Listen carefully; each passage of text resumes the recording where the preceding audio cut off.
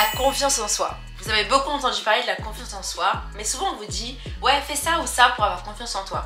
Aujourd'hui, je voudrais voir dans cette vidéo quels sont les bloquants qui nous empêchent d'avoir confiance en nous-mêmes, comment les identifier et voir comment ils peuvent être un frein pour nous et trouver des solutions durables pour nous permettre de regagner confiance en nous-mêmes, regagner confiance en notre entourage, mais avant tout avoir de l'estime de soi.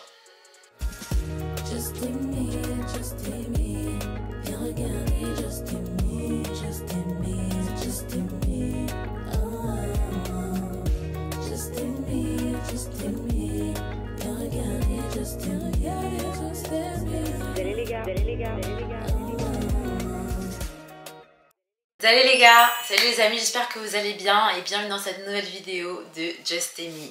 Alors, il y a un thème qui me tient particulièrement à cœur. Comme vous le savez, pendant 3 ans, 3-5 ans, j'ai vraiment traversé une période difficile par rapport à mon acné.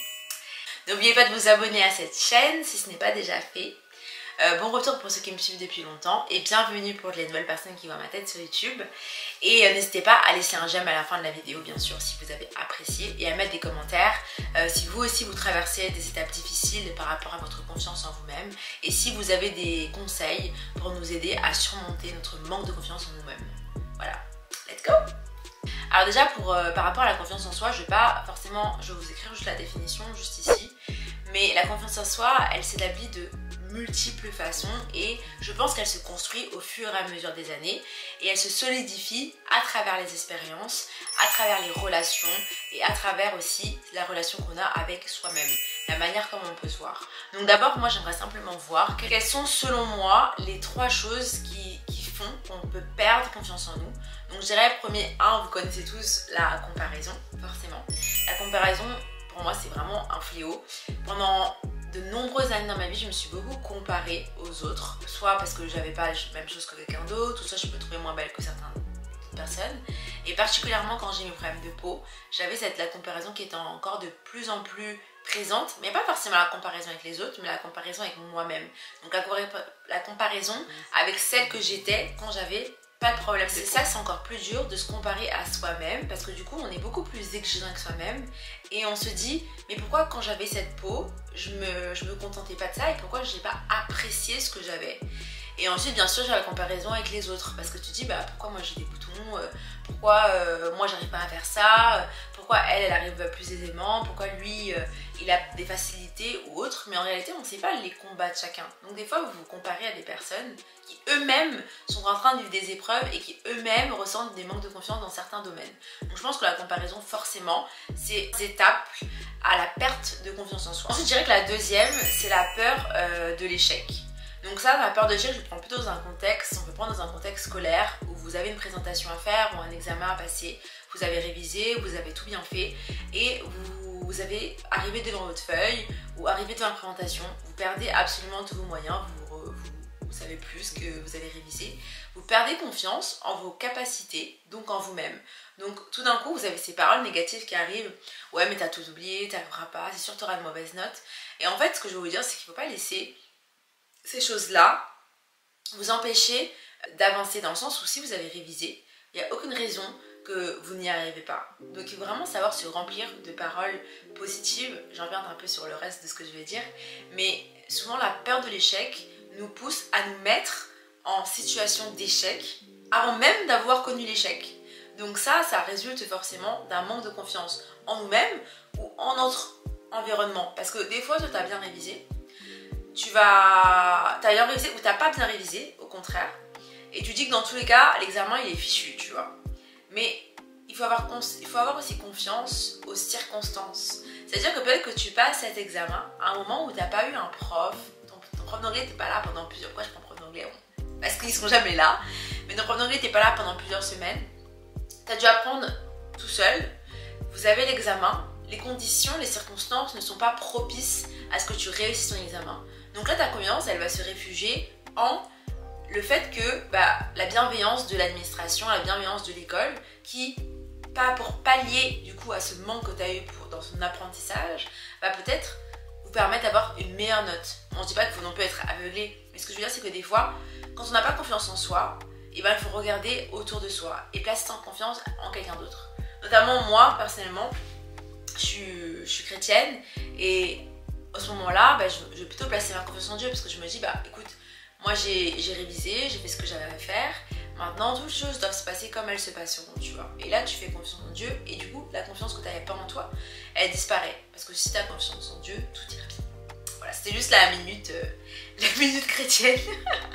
Ça peut être aussi la pression, une pression externe ou interne. Quand je dis interne, ça peut être au milieu de ton cercle d'amis ou de ta famille. Et externe, ça peut être simplement les événements de la vie, le travail, les circonstances qui font que tu perdes confiance en toi parce qu'il va t'arriver plusieurs événements consécutifs qui vont faire que tu perdes confiance en les choses qui t'entourent, mais principalement en toi. Donc je vais juste revenir sur la peur de l'échec et comment on peut surmonter la peur de l'échec. Déjà, la peur de l'échec, c'est une émotion. Donc je dirais que c'est quand vos émotions ils prennent le dessus sur une situation et ça vous met... vous êtes inconfortable, vous voyez. La peur de l'échec, elle va résulter d'un sentiment de crainte de l'avenir. Donc comme je disais, il ne faut pas se mettre dans une position où on va directement se dire ok, je vais pas y arriver et ça va pas se réaliser, ça va pas se concrétiser.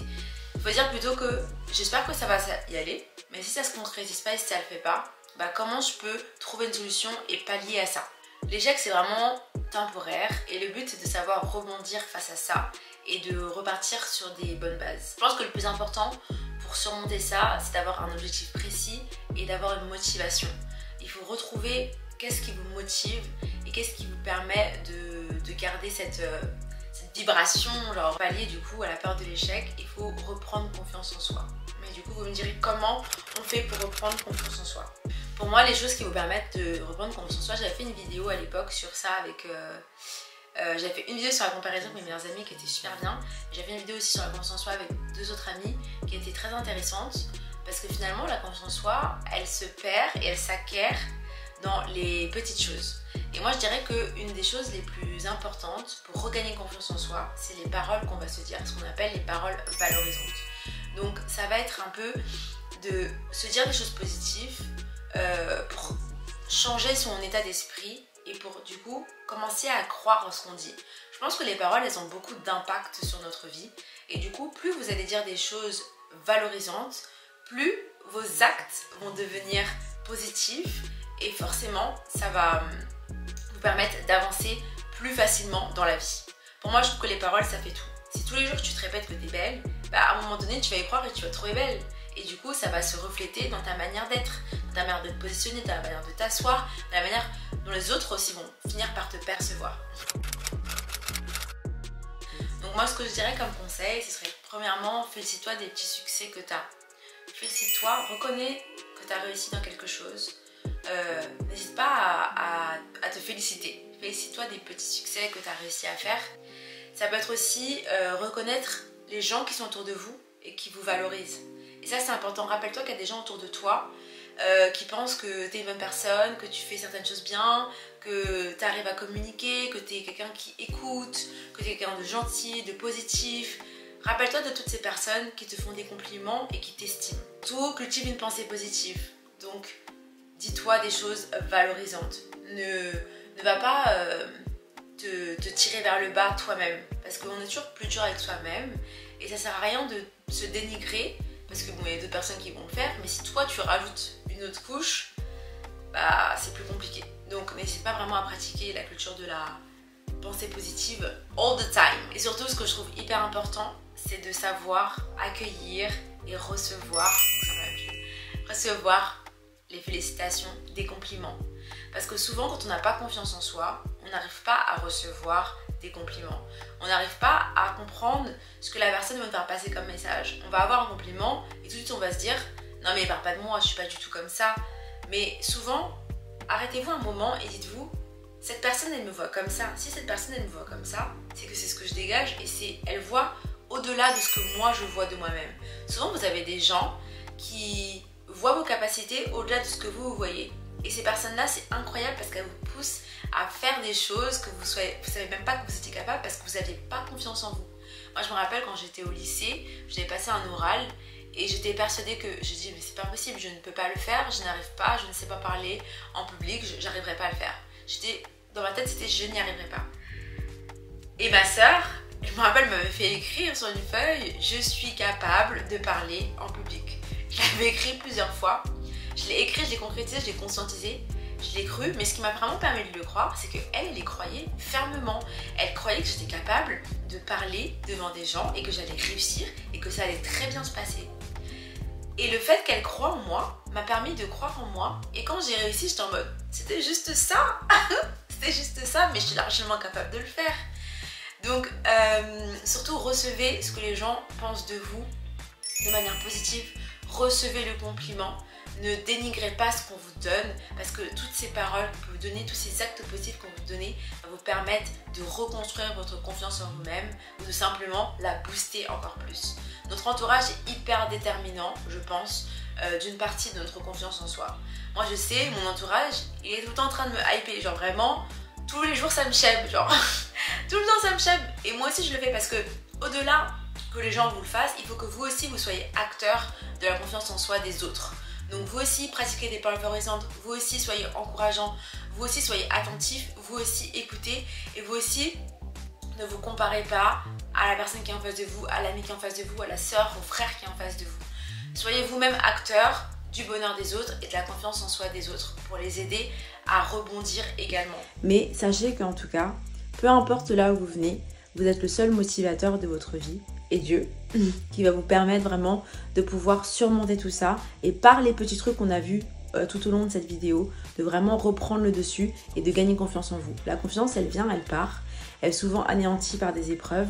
Moi, j'ai perdu confiance en moi pendant au moins 3 ans dû au fait que j'avais une peau que je n'assumais pas, que j'avais complètement perdu confiance en moi, mais l'estime de moi-même parce que la manière dont je me voyais était tellement dévalorisante que finalement, je me sentais incapable de tellement de choses.